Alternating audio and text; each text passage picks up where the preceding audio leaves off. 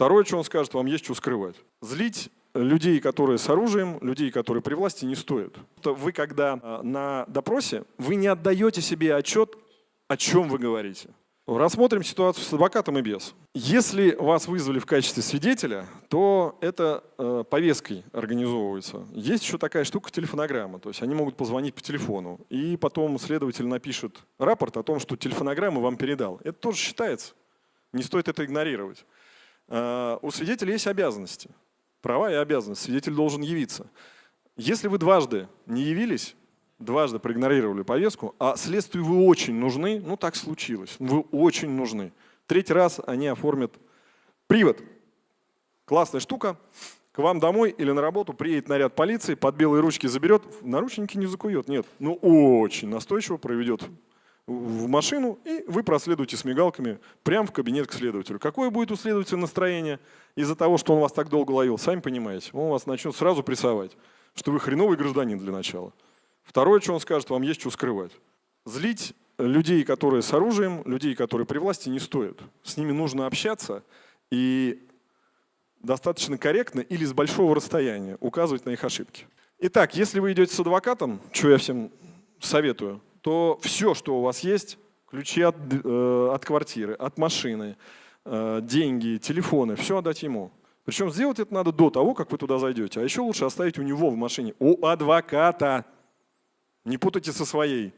Вы можете уже не вернуться с этого допроса. И ваша машина тоже уедет на штрафстоянку, ее будут обыскивать чуть попозже. Дело в том, что допрос может обернуться много чем. Там много вариантов, в том числе и личным обыском тоже.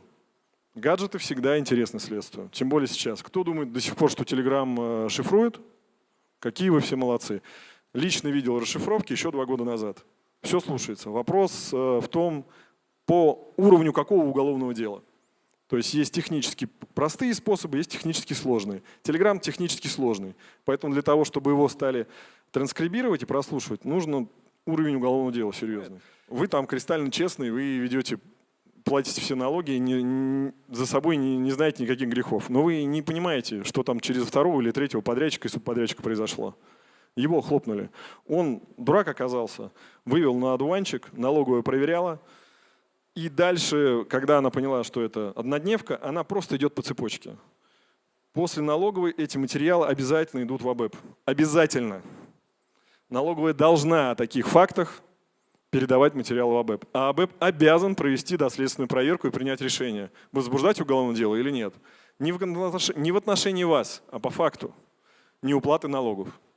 И дальше все очень просто. Вы белый пушистый, у вас все хорошо, но вы сделали транзакцию своему подрядчику. Подрядчик, субподрядчик, субподрядчику и так далее. И так по цепочке всех обыщут. Почему не зарекайтесь? Именно поэтому, что проверить всех субподрядчиков вы вряд ли сможете, если у вас не госконтракт огромный. У «Газпрома» постоянно такое случается. Постоянно. Сам «Газпром», конечно, не обыскивает, но в их дочках это нормальная тема. Выемки, обыски. Также это с большой долей вероятности произойдет, если вы занимаетесь чем-то не очень правильным и раз в 3 года закрываете компании, прислоняя их, банкротив, в том числе через офшоры, очень модная тема. Рано или поздно эта дорожка для вас закончится вот этим. Засветится эта компания, пусть даже уже закрытая, прикрытая. Дело в том, что генеральный директор и главбух, те люди, которые распоряжаются с денежными средствами, несут ответственность не 3 года. 3 года – это срок исковой давности. По уголовным делам срок привлечения к ответственности исчисляется максимальным сроком наказания по этой статье. 159-я, часть 3, это особо крупный размер, до 15 лет. К вам и через 7 лет придут, спросят, а что это было? Мало того, сразу вперед забегая, скажу, что даже если вы юридически не аффилированы с компанией, но в ней принимаете участие, ЛПР – лицо, принимающее решение. Сейчас разработана практика и поправки в УК внесены, вас тоже привлекут к уголовной ответственности. Здесь большая работа для адвоката доказать, что вы – это не вы и никакого отношения к этой компании не имеете. Там есть нюансы, подводные камни, но законодатель дальше пошел. Он понимает, что мы тоже не стоим на месте и придумываем какие-то фишки. Так вот, эта фишка уже тоже не работает. Не аффилированным юридически быть не значит уже ничего, тоже могут привлечь.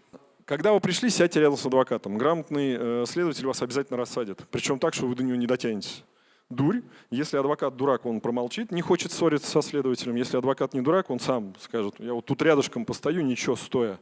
Это важно, это потому что вы, когда на допросе вы не отдаете себе отчет, о чем вы говорите. Вы в стрессе. Как бы вы ни хорохорились, если вы впервые туда попали, вас будет нахлобучивать. И чем дальше, тем больше. Адвокат – это человек стрессоустойчивый, потому что для него это постоянно рутинная работа, плюс к тому же не его же. И он может вам вилкой в бок, как у Катрин, на ногу наступить, типа прекращай, закрой рот. Он может взять перерыв для того, чтобы что-то с вами обсудить. Как обсуждается сразу в 2 словах? Вы не останетесь в кабинете. Там может быть скрытая аудиофиксация. Вы выходите из кабинета и не на всю Ивановскую в туалете, а на ушко. Да, 2 мужика на ушко не очень смотрится. Но поверьте, свобода дороже. На ушко друг другу объясняете, что не так. Четко и спокойно отвечайте на те вопросы, которые не вызывают у вас сомнения. Это установочные. Не те, в которых вы уверены. Не, это заблуждение. Вы с адвокатом перед тем, как зайти, должны проработать. Но обычно прорабатывать нечего, потому что первый раз вызывает непонятно о чем, и там надо ориентироваться. Вы с ним тогда проработаете просто сигналы, методы. Ткнул, не ткнул, он кашлянул. Или вы можете также во время допроса просто даже на него смотреть, говорить, так, Костя? Он говорит, да. Так, Костя? Нет, не так. Это нормально, это допустимо. Если следователь будет это пресекать, он не имеет права. Да, я хочу узнать у Кости, я ему деньги за это плачу. Так я говорю или нет, Костя? Установочный вопрос, который есть в вашем паспорте, четко отвечайте, абсолютно. Не надо ругаться с первых слов. Не надо вставать в конфликт. Пупкин, Пупкин. Живешь, живу. Где был вчера? Не помню. Нормально? Нормально. Лучше, чем пошел нахрен сразу. Я не виноват. Совершенно разный подход. Значит, ответ «не помню» гораздо лучше, чем «не буду отвечать». Почему? Грамотный адвокат скажет, что это связано с физиологической особенностью вашего мозга. Все. И не поспоришь. И вроде и не обидел. Не помню. Не помню всегда можно интерпретировать потом. О, вспомнил. Или не помню вообще еще дальше и глубже. Для вызова адвоката потребуется перерыва. То есть, если вы пришли довольно счастливы и думаете, что сейчас что-то расскажете, а вдруг понимаете, что все идет как-то не очень, что-то уже и вопросы какие-то скользкие, и вообще как-то вы себя плохо стали чувствовать. Ведь можно перерывчик, я вызову адвоката. Но для этого вы должны следователю, а вызывать будет он, что самое смешное, параллельно с вами. Следователю сказать не только номер его телефона мобильного, но и номер в реестре. И зафиксировать это в протоколе, что вы это пытались сделать. Потому что если он не дозвонился, может сказать, давайте сделаем перерыв на следующий день, перенесем. Но вот эти все данные там должны быть установочно. Иначе он не разрешит перенести. Все замечания пишите в протокол допроса. Протокол то же самое, он никуда не денется, он подшивается к материалам уголовного дела. И обычно делают так. Сначала пишут все замечания в протокол допроса, а потом еще жалобу автоматом. Можно 3, если хотите поссориться и затянуть следствие. Или это такая тактика у вас. Вы точно знаете, что будет амнистия, надо дотянуть до нее. Вот и тяните. 51 статья Конституции Российской Федерации. Кто о ней знает? Маловато. Так вот, в 51 статье Конституции написано: вы имеете право не свидетельствовать против себя самого, своих близких и родственников. Что это значит? На любой вопрос можете сказать: отказываюсь давать показания на основании статьи 51. Грамотный исследователь спросит: вам что, вы чувствуете, что этот вопрос угрожает вам, вашим родным, близким или родственникам? Вы можете вообще не отвечать. Ведь нет. Просто я не хочу. Я реализовываю свое конституционное право. Опять же, если нету рядом адвоката. Глупо заявлять 51 статью Конституции прямо с порога. Если вы знаете, о чем будет идти речь, но не хотите общаться со следствием, вы приходите и говорите: все, 51. Это глубочайшая ошибка. Объясню почему. Когда вы идете на допрос, один или с кем-то, неважно, ваша задача понять, а что у следствия есть. Понять можно, только услышав вопросы. Это важно. Для анализа. Не вами анализа. Вы вряд ли сможете все это так серьезно разложить по полочкам, как профессионалы, которые этим занимаются 10, я 20 лет уже в профессии. Это для них важно. Поэтому 51 статью Конституции надо давать либо тогда, когда «не помню» уже не работает, то есть следователь наседает прям: о, нет, да давай вспомним, а вот тут вот кто-то что-то сказал, вот посмотри, есть такие-то показания. Тогда вы закрываете эти вопросы на 51-ю. И только этот вопрос, а дальше мирно общаетесь с ним. Ставьте прочерки в пустых местах, чтобы было невозможно потом это впечатать. Это для Москвы уже трэш, но лет 10 назад это было нормально. И естественно, почему-то все думают, что это зависит от доброй воли следователя. Ничего подобного. Вы имеете полное право попросить копию. Либо вы об этом договариваетесь в самом начале, что он вам ее даст. Либо вы договариваетесь об этом позже. Он не даст вам ксерокопию. Скорее всего, он не даст вам даже сфотографировать. Но если вы с ним в нормальном контакте, и следователь не жестит, и не видит вас как Жеглов вора сразу же, да, который должен уже сидеть, он просто распечатает вам еще один экземпляр, потому что прежде чем закончить следственное действие, он обязательно дает вам почитать, что у него получилось, а вы должны внести правки. И вот еще один экземпляр распечатать ему не составит труда, я всегда так делал, я отдавал.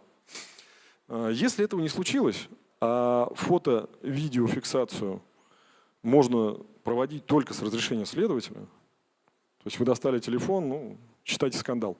Вы имеете право по Уголовному процессуальному кодексу сидеть и переписывать все это от руки. Естественно, он вас не выпустит из кабинета, естественно, какие-то следственные действия нарушатся. То есть ему это невыгодно, но сидите и переписывайте. Что делают грамотные адвокаты? Ни в коем случае диктофона не берите, за это ай-яй-яй будет и очень серьезный.